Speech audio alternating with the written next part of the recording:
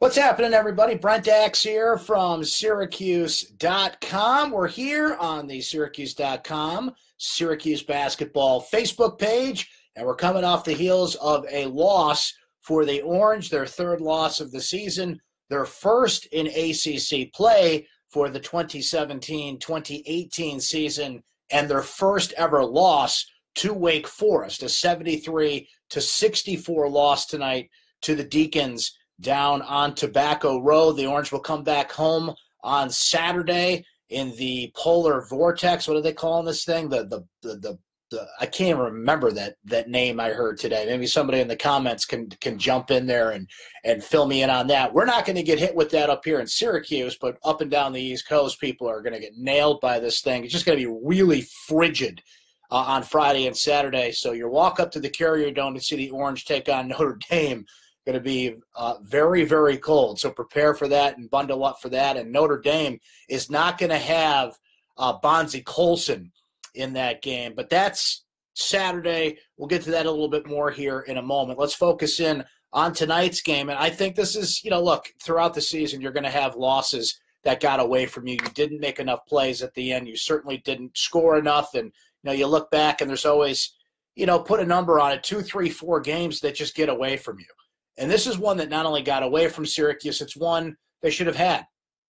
It's one they should have uglied their way into a win. I think we know that this Syracuse team is not, going to be pretty to watch. They're not a very good offensive team. Tyus Battle, Frank Howard, O'Shea Brissett account for 70% of this team's offense, but they've been great at rebounding. They've been great at defense. They've been great at free throws, all the little things, all the dirty work.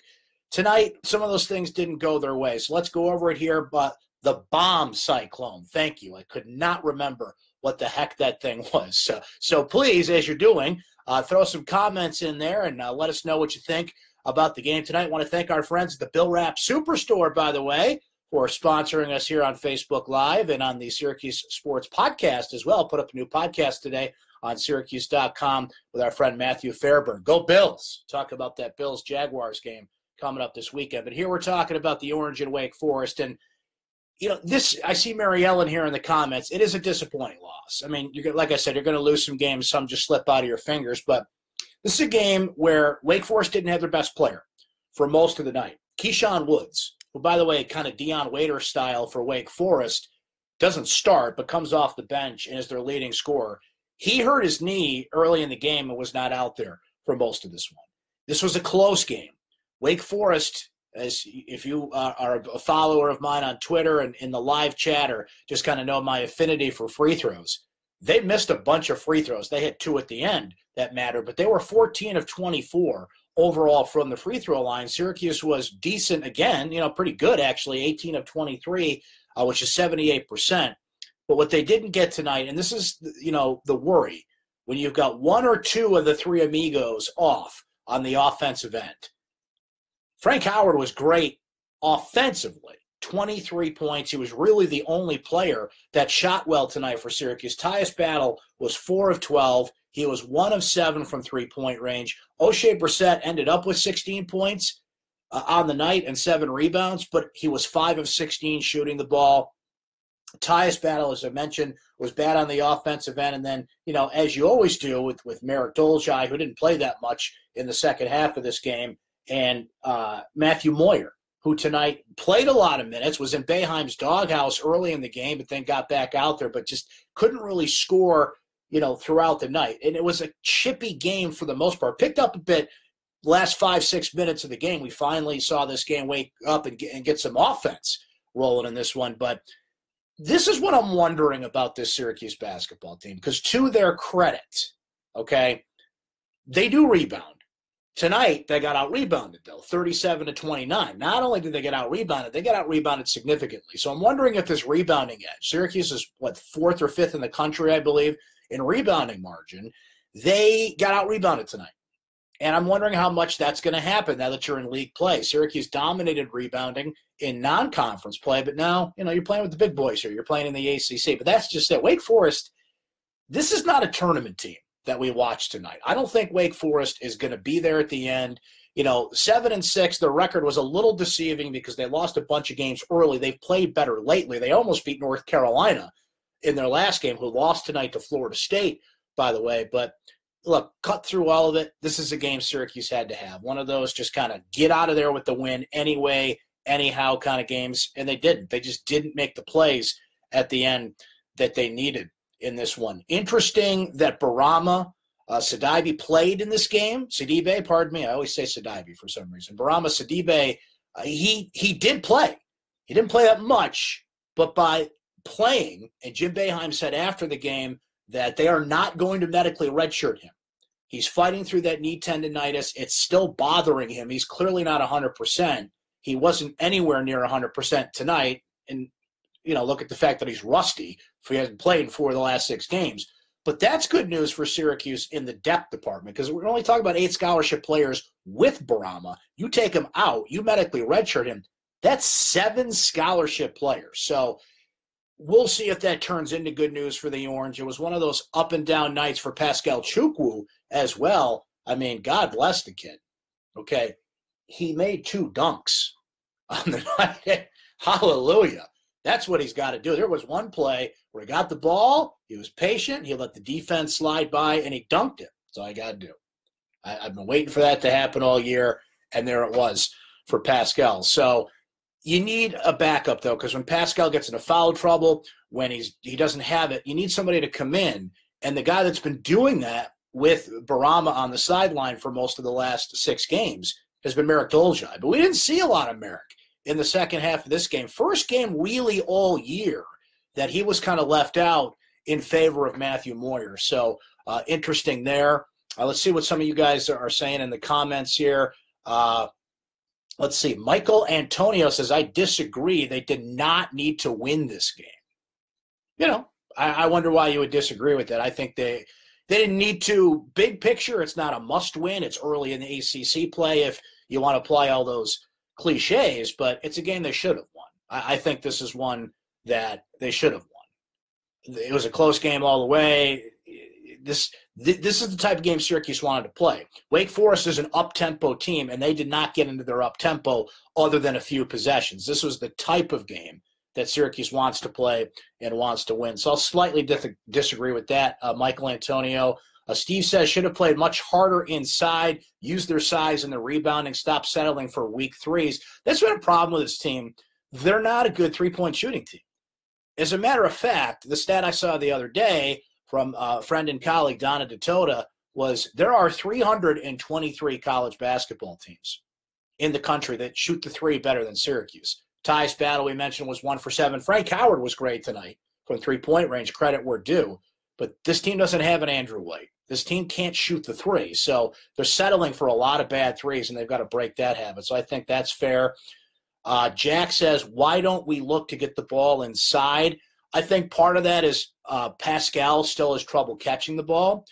Matt Moyer is finding his comfort zone there, and he's great near the basket, but you can't get him away from the basket and let him dribble in quite yet.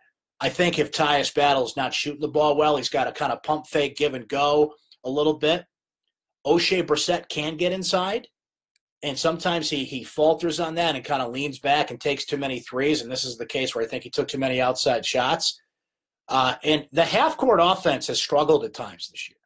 It's really struggled. This is a team that, look, you're 15 games into the season. You kind of know what your identity is, but you're still kind of finding your best path on the offensive end. Half-court offense has been a struggle. I'll tell you what, early in the game, and Syracuse kind of caught up later, but early in the game, Wake Forest took apart the zone. They were passing. One thing they did really well is they would fake a pass, then pass the ball. Ball movement. They really kept Syracuse on their toes. And I think Wake Forest gave something a lot of teams to watch for. And Syracuse, traditionally has struggled with this, and Wake Forest got that lob pass from the free throw line in there a lot tonight. But, again, I think the more I get away from this, the more I say it wasn't pretty, and I gave you the offensive numbers and a couple other things that we'll mention here. But that's one of those you just got to get out of there with like a 78-76 ugly type of win tonight. And, Syracuse got ahead of itself this year in non-conference play. They did great in non-conference play after an awful season last year. But what really bit the Orange last year in terms of tournament play was not in getting in the tournament, which they didn't, of course, was not only non-conference play, they were 2-11 on the road. And these are the types of wins you just kind of got to get in your back pocket on the road. It's not easy to win on the road in the ACC. Not at all. But, you got to tough out these wins. And I thought Syracuse just missed an opportunity there. John says this team is a disaster. When you have 9 assists and 13 turnovers, nothing will change until that improves. Boeheim somehow thinks he has Ennis at the point, and C.J. Fair is our go-to guy. Half-court offense is horrendous. John, my man, breathe. It's okay. You're not wrong about the turnovers. Turnovers were very costly, huge in the first half, and Wake kind of caught up to Syracuse in that department. But, see, that's the trade-off with Frank Howard tonight. He had 7 turnovers in this game. The one right at the end where he kind of threw the ball away in the double team. I mean, he would make up for it on the offensive end, but you can't have your point guard. It's not so much how many turnovers. It's like the quality over the quantity kind of thing. He had turnovers in big spots. They are struggling in the half-court offense. Is this team a disaster, though? They're not a disaster. But come on. The fact that they have gotten to this point, as limited as they are offensively, I'm going to hold off on disaster. It's January 3rd. We're only 3 days into the year. And I know that 2018 is kind of said to 2017, hey, hold my beer with some things that have been happening. The cyclone bomb, and I won't get into all the politics stuff that's going on out there. And, hey, my Buffalo Bills made the playoffs. It's been a weird year so far. So let's let this play out. They're not a disaster. Yeah, do they have issues? Absolutely. Are they limited depth-wise? Do they need those 3 amigos to be on their game offensively, to be at their best? Yes. There are valid criticism here. Disaster, deep breaths, taking it. Carrie says, if anyone could really predict what SU's record will be, you don't really know Syracuse. They win when they should lose, and they lose when they can win. I cannot disagree with that. I cannot disagree with that. I like that. Jonah says, we're not bad, but they are an ISO team. I think they got to work on that. I think that they do have to work on their ball movement a little bit. I think that Tyus Battle kind of gets caught in that trap sometimes. And look, shooters shoot, and shooters try to get out of their slumps. Tyus Battle's not a shooter, though. He's a very good offensive player. He's a well-rounded offensive player. He can shoot the 3, but he's not a 3-point shooter, if that makes any sense. And I think when he misses a couple, he tries to make up for it, and, basketball players do that. But, look, as frustrating as those turnovers were for Frank Howard, he is the engine that runs this team. And he is the stabilizing force, because what is happening now is when he makes mistakes, he's making up for them. And honestly, they don't have a choice there. Howard Washington played in this game, but he is nowhere near ready to give Syracuse quality minutes. And the only reason that Howard Washington played tonight was Tyus Battle got into foul trouble. That's another thing we haven't even mentioned, that Battle got into foul trouble, and now you're making that decision. Do you play him with 4 fouls? Do you not play him? And he had 4 fouls with 12 minutes to go. So now you're in a spot there, and it just seemed like a number of things were working against the Orange in that situation. A couple other things. I brought it up that Wake Forest out-rebounded Syracuse. And not only did they out-rebound Syracuse, they out-rebounded them significantly in this game. We're talking 37-29. So that was surprising to see. Syracuse shot the ball at a 42% clip overall, 20 of 47. Obviously, that's not good. This was the first win by Wake Forest all time against the Orange in 6 tries, but notable there. And the Orange gets the Orange gets Notre Dame next. And the big thing with that is Notre Dame does not have Bonzie Colson. They don't have their best guy in this game coming up. So huge factor there. Notre Dame's still good. They're still deep. They still have Matt Farrell who can shoot the lights out, and that's still a really good team. But without your best guy, Syracuse can bounce back here at home. So trudge up through the, minus 7-degree weather we're going to have on Saturday. And, this is one of the big home games of the year for Syracuse. Students aren't in town, so, the fans got to make this a great atmosphere on Saturday. And we'll see if the Orange can bounce back against the Irish. So tough loss tonight for Syracuse, no question about it. A game I think they should have had, and it's a long season. They've got an opportunity to make up for it here, but that's a road win that I think that they're going to feel they let slip out of their fingers. Sometimes you just get beat, and you're not the better team out there. I don't really think that was the case then. I think this is more of a you kind of stubbed your toe and shot yourself in the foot situation versus Wake Forest was that much better. Wake Forest did not have their best player and did not shoot well from the free throw line. I think that was enough for Syracuse to sneak out of there with a win. A loss, it did not happen. The Orange lose to Wake Forest 73-67.